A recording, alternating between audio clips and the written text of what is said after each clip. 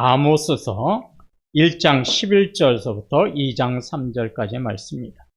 아모스서 1장 11절서부터 2장 3절의 말씀 제가 봉독해 올리겠습니다. 여호와께서 이와 같이 말씀하시되 에돔의 서너 가지 죄로 말미암아 내가 그 벌을 돌이키지 아니하리니 이는 그가 칼로 그의 형제를 쫓아가며 국류를 벌이며 항상 맹렬히 화를 내며 분을 끝없이 품었음이라. 내가 대만에 불을 보내리니 보스라의 궁궐들을 사르리라. 여호와께서 이와 같이 말씀하시되 암몬 자손의 서너 가지 죄로 말미암아 내가 그 벌을 돌이키지 아니하리니 이는 그들이 자기 지경을 넓히고자 하여 길르앗의 아이벤 여인의 배를 갈랐음이니라. 내가 랍바사의 성에 불을 놓아 그 궁궐들을 사르되 전쟁의 날에 외침과 회오리 바람의 날에 폭풍으로 할 것이며 그들의 하나님은 그 지도자들과 함께 사로잡혀 가리라. 여호와께서 말씀하셨느니라. 여호와께서 이같이 말씀하시되 모압의 서너 가지 죄로 말미암아 내가 그 벌을 돌이키지 아니하리니 이는 그가 에돔 왕의 뼈를 불살라 죄를 만들었음이라. 내가 모압에 불을 보내리니 그린옅 궁궐들을 사르리라. 모압이 요란함과 외침과 나팔 소리 중에서 죽을 것이라. 내가 그 중에 재판장을 멸하며 지도자들을 그와 함께 죽이리라. 여호와께서 말씀하시니라. 실수할 수 있지만 하나님 우리 인생에서 실수하시는 분이 없습니다. 하나님 앞에 우리 늘 원망하잖아요. 뭐 이러니 저러니. 근데 실수하는 게 아니라 하나님이 좋은 길, 옳은 길로 가시도록 하는 거지 하나님께서 실수하지 않는 것이 아니십니다. 우리가 그런 하나님을 믿고 있다는 것에 대해서 얼마나 감사한지 몰라요. 그동안 이제 제가 아모스서를 계속 말씀을 드렸는데, 이제 5월이 가정의 달이다 보니까, 가정에 관련된 내용을 드려서 잠시 좀 아모스서를 멈췄습니다. 이제 오늘 6월 첫째 주가 되고 가정의 달이 지나서, 오늘서부터 다시 이제 아모스서에 있는 내용으로 말씀을 좀 나누고자 합니다.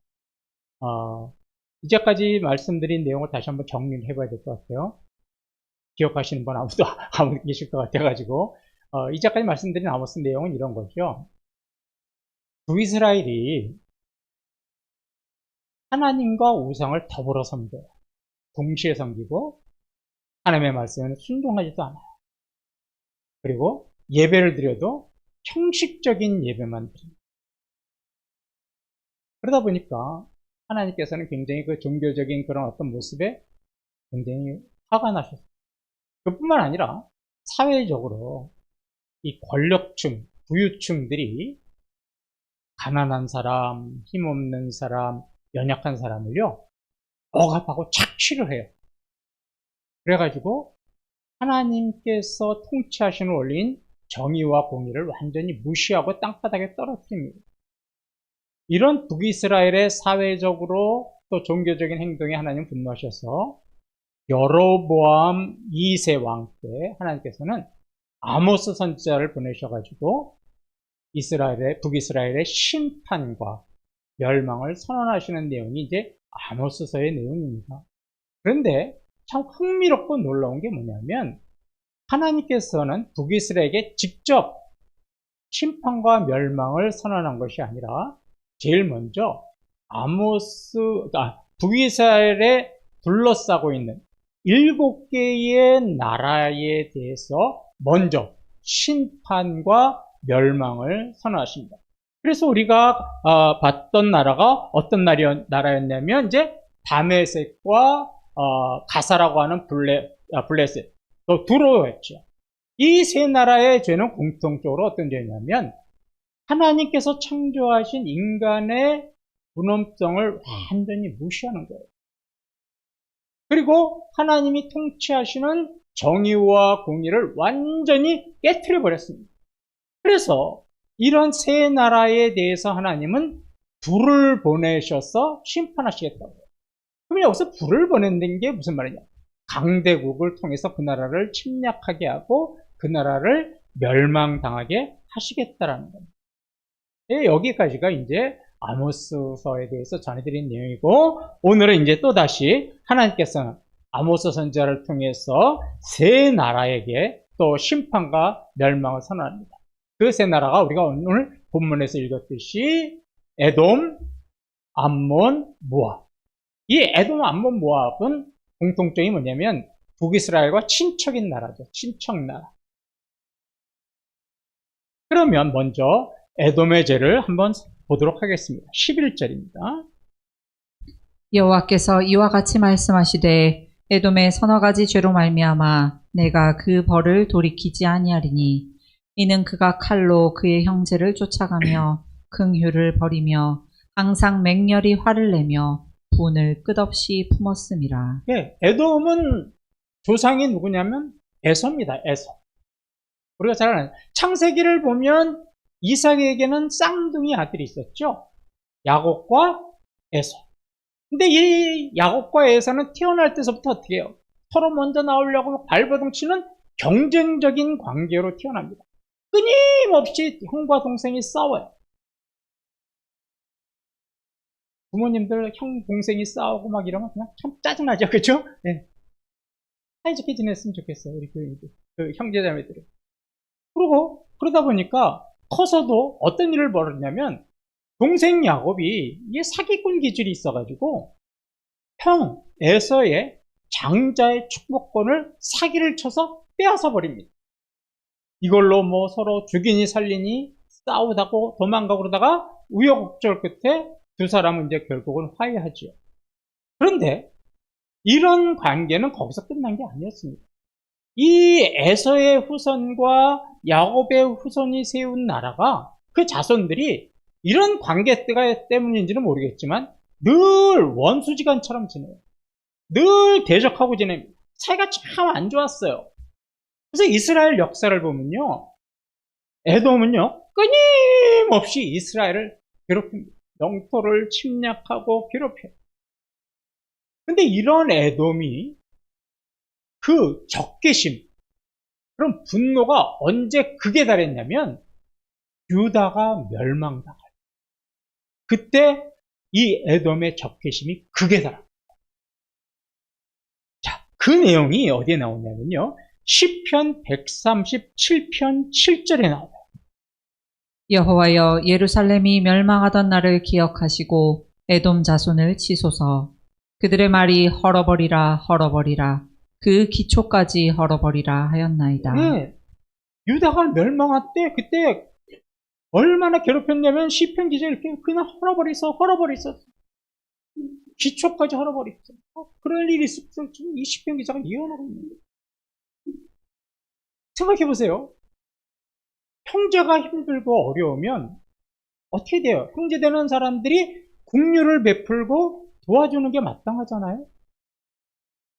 그런데 형제 나라인 이 이스라엘이 힘들고 어려울 때 같은 형제 나라였던 에돔은 오히려 이 유다를 원수같이 취급을 하고요. 얼마나 더 무자비하게 사람을 지켜요. 때리는 시어머니보다 말리는 시누이가 더 밉다고. 유다를 멸망시키는 바벨론보다 더 얄미운 사람이 누구였냐면 에돔이었어요. 이렇게 하면 이해가 좀 쉬우시겠어요? 그래서 하나님은 이런 에돔의 죄를요, 형제 나라를 괴롭히고 도와주지 않은 에돔의 나라를 네 가지로 지적을 하세요. 빨간 글씨 보세요. 첫째, 에돔이 유다가 힘들 때 어떻게 했느냐? 칼로 그의 형제를 쫓아갔다고. 무력을 사용했다는 거예요. 도와주는 게 아니라 오히려 무력으로 그들을 죽였다는 거예요. 두 번째는 형제로서의 긍휼을 보여주지 못했다는 겁니다. 세 번째로는 항상 맹렬히 화를 내고, 네 번째는 분을 끊임없이 품었어요. 이래서 형제 나라를 힘들게 했습니다. 이런 죄 때문에 에돔은 하나님의 심판과 멸망 선언을 받았습니다. 그 결과 에돔도 바벨론에게 멸망을 받았습니다. 그런데요, 이런 형제 나라조차도 도와주지 않고 맹렬히 화를 내고 분노를 내고 이런 어떤 무력을 사용하는 것은요, 에돔만이 아니었어요. 이 세상의 역사를 보십시오. 인간의 잔혹성, 인간의 끝없는 분노와 화는요, 정말 세상의 역사를 너무나도 비참하고 끔찍하게 만든 일들이 허다합니다. 사진을 그래서 제가 몇 장 준비했습니다. 우리가 잘 알듯이 2차 세계대전에 독일이 아우슈비츠라고 하는 수용소에서 유대인들에게 각종 만행을 저질렀던 모습이죠. 이런 모습은 인간이기를 포기한 끔찍한 모습 아닙니까? 두 번째 사진을 보십시오. 굉장히 유명한 사진입니다. 캄보디아라고 하는 나라의 폴포트라고 하는 대통령과 크메르 루즈라고 하는 군대가 다른 나라 사람들도 아니고 자기 나라 사람들을요 대량 학살한 거예요. 저게 해고를 모아놓은 겁니다. 이걸 우리는 보통 킬링 필드라고 하죠. 킬링 필드 사건이라고 하죠. 영화로도 만들어졌습니다. 세 번째 사건입니다. 1990년대 최근의 사건이에요. 발칸반도 보스니아에서 러시아 정교회를 믿는 세르비아인들이 이슬람교를 믿는 보스니아 사람들을 이렇게 무참하게 죽인 민족말살, 종교말살 사건이었습니다. 이 세 개 사건의 공통적인 모습이 뭐냐? 에돔과 같이 분을 품고 화를 내는 그런 인간의 참혹하고 잔인한 모습이었다는 거죠. 그러면 인간의 잔혹함과 분노와 화는 과연 지금 사진에서 보는 세 나라의 이야기고 세 나라 사람들의 이야기일까요? 그렇지 않습니다. 이건 남의 나라의 이야기도 아니고 남의 이야기도 아닙니다. 그래서 예수님은 마태복음 5장 21절 22절에서 이렇게 말씀을 하셨어요. 옛사람에게 말한 바 살인하지 말라.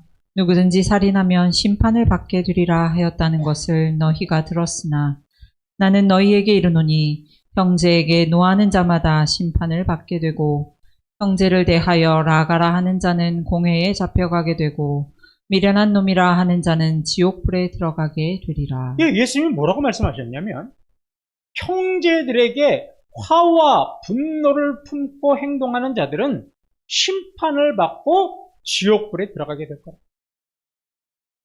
여러분들이 형제 자매들에게요 이런 모습으로 살면 여러분 심판받고 지옥불에 들어가게 된다는 거예요. 사이좋게 지냈어요. 그러면 예수님께서 이런 말씀하신 것이 우리하고는 전혀 상관없는 말씀일까요? 아닙니다. 사실 이런 모습이 우리의 모습입니다. 우리는 살아가면서도 하루에 수십 번씩 우리의 형제와 이웃들에게 분노를 품고 잔인하게 행동을 합니다. 심지어는 교회 성도들 간에도요 이런 모습이 보일 때가 있습니다. 그러면 우리의 결말, 우리 인생의 결말은 어떻습니까? 에돔과 같이 불을 보내셔서 심판당하는 모습. 우리의 인생의 끝이 비참한 인생이 되는 겁니다. 우리는 에돔과 같은 이런 심판과 멸망을 받지 않으려면 어떻게 살아야 하느냐? 야고보서 2장 13절을 보십시오. 긍휼을 행하지 아니하는 자에게는 긍휼 없는 심판이 있으리라. 긍휼은 심판을 이기고 자랑하느니라.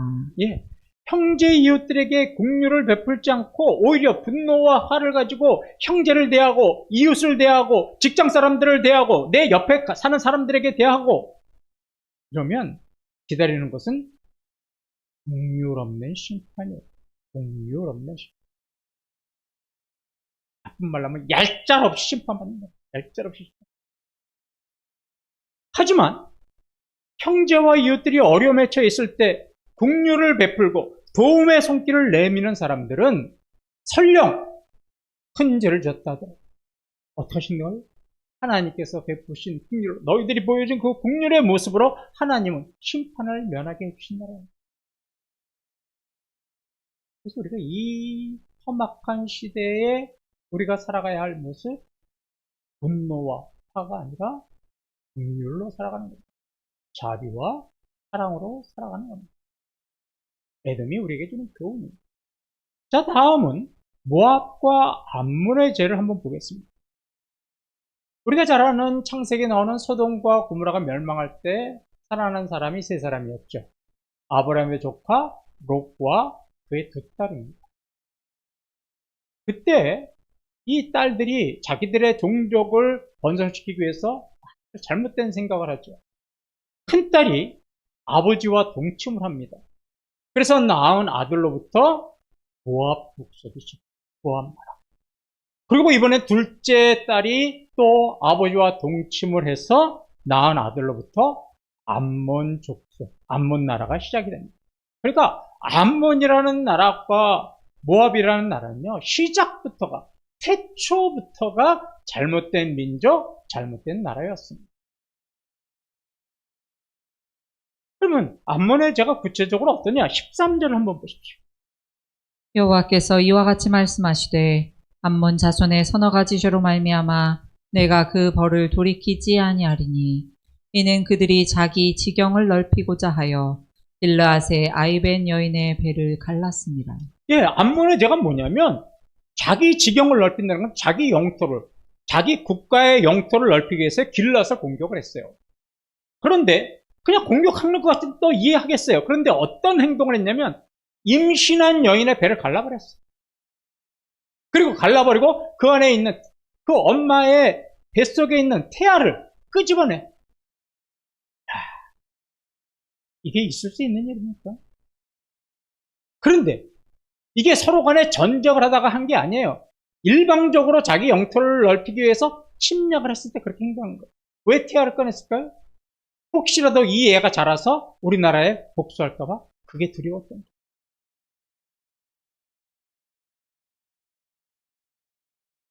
이런 일은요, 우리 인생사에서, 우리 삶에서도요, 아주 빈번하게 일어납니다.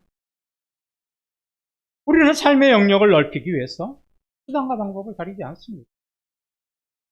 직장에서 승진을, 사업을 확장하고, 우리의 재산과 권력을 늘리기 위해서 남을 짓밟는 것이 다반사예요.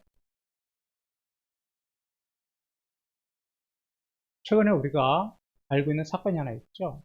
한 트로트 가수가 음주 운전을 한 사건입니다. 이 가수는 자기가 음주 운전을 하고도 자신이 죄를 숨기기 위해서 22살 된, 사회에 갓 처음 직장을 얻은 22살 된 매니저에게, 차를 모는 매니저에게 나 대신 네가 술을 먹고 운전했다라고 거짓 진술을 가서 경찰에다가 하라고 강요를 했습니다. 구속 적부심 심사할 때 이 사실을 안 판사가 이 가수에게 자신의 부귀영화를 위해서 사회에 갓 나온 이 한 청년의 인생을 짓밟아도 되는 겁니까? 그렇게 물었다고 합니다. 이 판사 참 멋있어요. 그렇죠?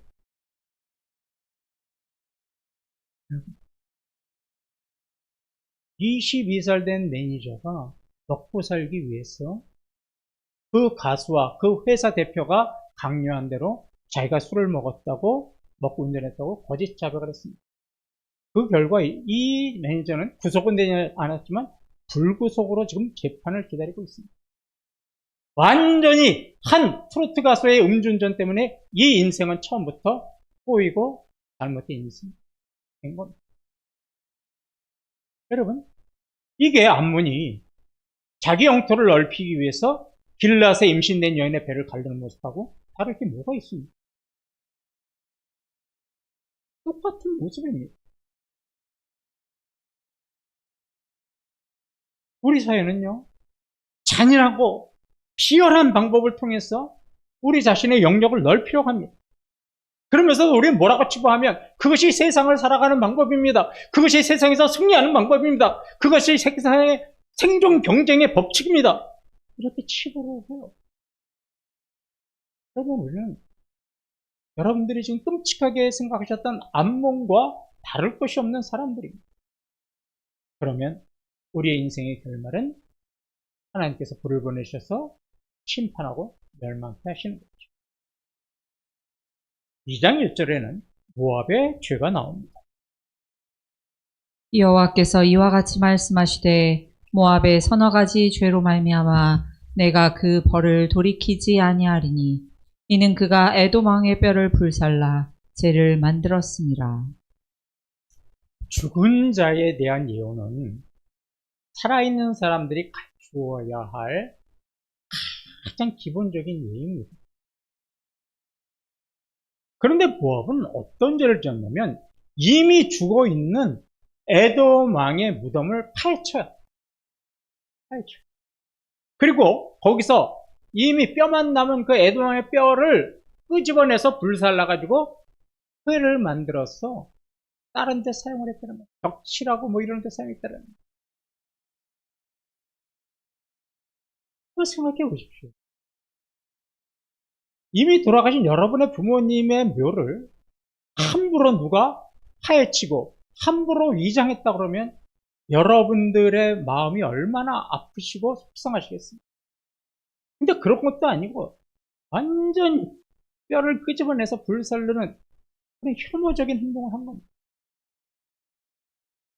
하나님께서 창조하신 인간의 명예를 짓밟고 인간에게 수치감과 묘멸감을 주는 것은 정말로 커다란 죄악입니다. 우리는 우리의 명예는 중요하게 생각하면서 남들의 명예는 쉽게 짓밟아버리고 너무나도 자연스럽게 수치감과 모멸감을 줍니다. 하루에도 몇 번씩 자기가 의도했든 의도하지 않았던 사람들의 존엄성을 무시하고 말살하고 남들에게 수치감을 주고 모멸감을 줍니다.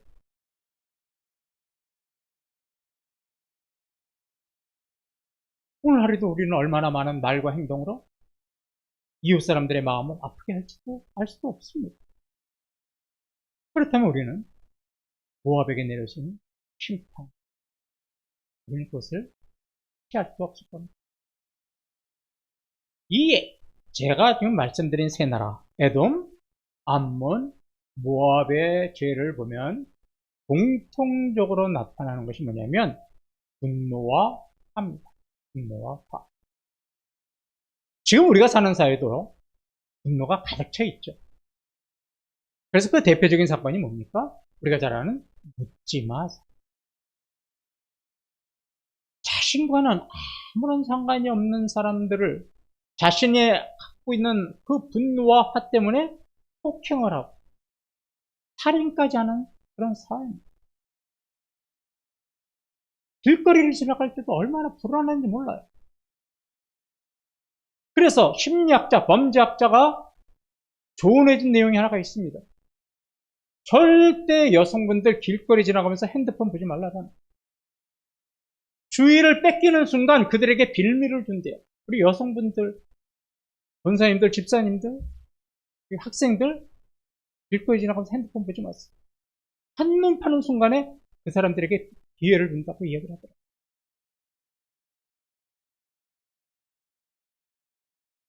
왜 우리 사회는 분노로 가득 찬 사회가 됐을까요? 사회가 안정적이지 못하기 때문에. 사회의 모습을 보십시오. 이 사회가 지금 타협과 화해는 없어요. 사협과 화해는 사라지고 극단적으로 분리되어 있지 않습니까? 정치도 분리되어 있어요. 사회도 분리되어 있어요. 연령으로도 분리되어 있어요. 매일 우리가 뉴스에서 접하는 게 그런 내용입니다. 서로 간의 갈등과 대치와 서로 간에 정말 귀에 담지도 못할 욕을 통해서 비방하는 모습. 늘 우리는 그런 걸 보습니다. 늘 들려오는 소식은 부정과 부패입니다. 늘 힘들고 어려운 사람은 자살해야 되고 죽어야 되는 배려는 전혀 없는 그런 소식들입니다. 이런 소식들을 계속 접하다 보니까 우리의 마음에 자신도 모르게 뭐가 쌓이기 시작하냐면 분노와 화가 쌓이는 겁니다. 여러분 그래서 뉴스 그렇게 보지 마십시오. 저는 정치 뉴스 안 본 지가 벌써 한 2달이 넘었습니다. 정치 뉴스 보면 뭐 신이 나세요? 후련하세요? 열통 터지지 않습니다. 여야를 막 넣어요. 저에게 돈이 있다면 방송국 하나 만들고 싶어요. 어떤 방송국? 착한 일, 선한 일만 방송해주는 방송. 망하겠죠, 곧? 그런 방송 했다가는. 제가 꿈꾸는 그런 방송국이 하나 있었습니다. 이런 사회가 분노의 사회가 된 거, 1차적인 책임 정부에 있습니다. 정부가 올바로 정치하지 못해서 그래요. 대통령과 위정자에게 있습니다. 정치 지도자자, 경제 지도자, 사회 지도자들에게 가장 큰 책임이 있습니다. 왜 이들에게 책임이 있을까요? 그들이 오블리스 노블리제의 정신으로 살지 않기 때문입니다. 오늘 여러분들 주보를 보면 제가 제목을 노블리스 오블리제라고 적었습니다. 노블리스 오블리제라는 말이 무슨 말이냐면 이 사회 지도층, 권력층처럼 사회에서 높은 위치에 있는 사람들은요, 일반 사람들보다 훨씬 더 높은 도덕성을 가지고 살아야 한다는 거예요.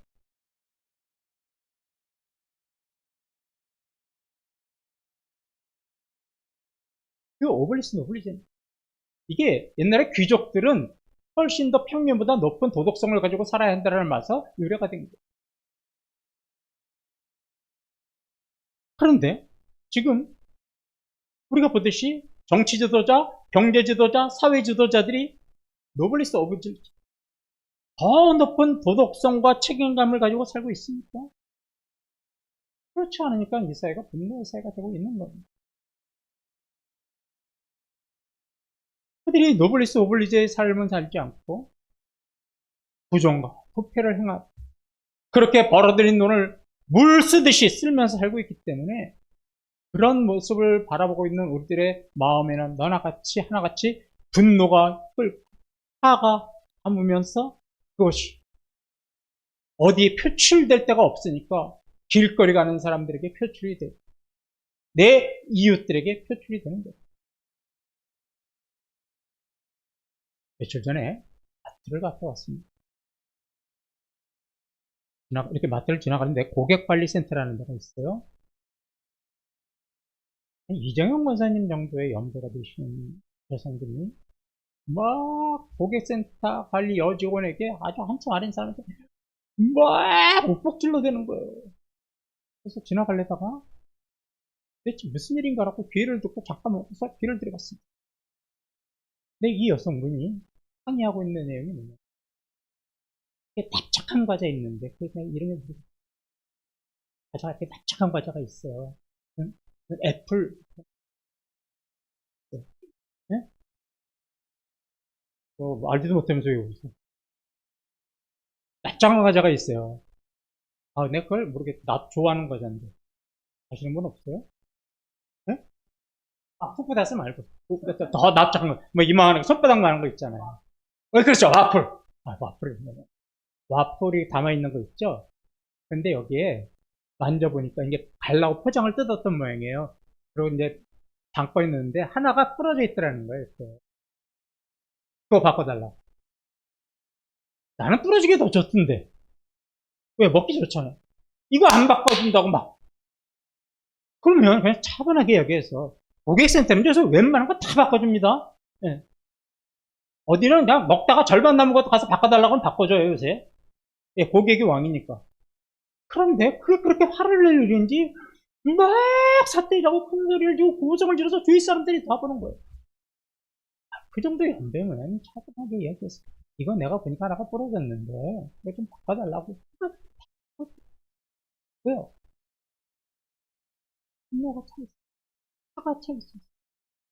그러니까 조금만 찌르면 어떻게 되는 거예요? 자지러지는 거예요. 자지러지는 거예요. 분노와 화 때문에. 그러면 그분만 그런가요? 모르겠어요. 길거리 가서 누가 어깨 부딪히면 그래서 싸움이 일어나. 이런 것 때문에 분노의 사회로 이어진다. 여러분 성경에도요. 노블리스 오브리제라는 말이 있다는 거 아세요? 성경에도 노블리스 오브리제라는 말씀이 있습니다. 고린도전서 4장 2절입니다. 고린도전서 4장 2절에 나오는 거 우리가 잘 알아요. 맡은 자에게 구할 것은 풍성입니다. 맡은 자에게 구할 것은 풍성입니다. 이거를요 영어로 해석하면 이런 거예요. 더 많이 맡은 사람일수록 더 많이 충성해요. more and more. 맡은 자일수록. 그러니까 제가 신분상으로 높은 게 아니라 제가 목회자이기 때문에 저는 여러분들보다 훨씬 더 높은 도덕성을 가지고 살아야 되는 거예요. 장로님은 그 다음에 더 높은 도덕성을 살아야 돼. 장로님의 삶이 일반 세신자의 삶하고 똑같아. 그러면 그건 노블리스 오블리제가 아닌 거예요. 예배드리는 모습도 틀려야 되고 삶의 모습도 틀려야 되는 거예요. 권사님들도 마찬가지입니다. 고린도전서 4장 2절이 바로 그 말씀이에요. 노블리스 오블리제.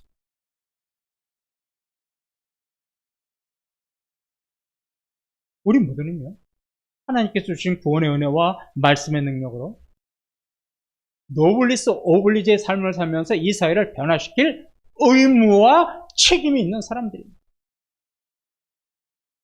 그런데 저와 여러분이 노블리스 오블리제의 삶을 살지 않아서 지금 이 사회가 분노의 사회가 된 것에 우리도 책임이 있는 겁니다.